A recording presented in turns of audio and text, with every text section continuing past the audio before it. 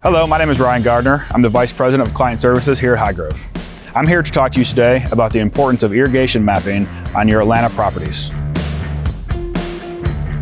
Good irrigation is critical to keeping your landscaping look green and lush all year long. Irrigation maintenance can save you a lot of money down the road due to costly repairs. Irrigation systems are unseen and all the components live underground. Knowing the layout of the system is important to be able to locate these components for repairs in the future. In case you plan on doing landscape upgrades and need to expand your irrigation, or if you're doing construction projects and there's a possibility to hit these components.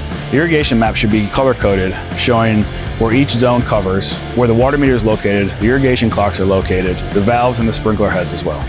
Our experienced irrigation managers can come to your property, run through the system, identify where each zone covers, as well as track the wires underground to identify where the main lines run. The value of having one of these irrigation maps is in the future, when the technicians need to make repairs, they will know where all the components lie and ultimately will save them time, which saves you money. It also adds value with the sale of a property.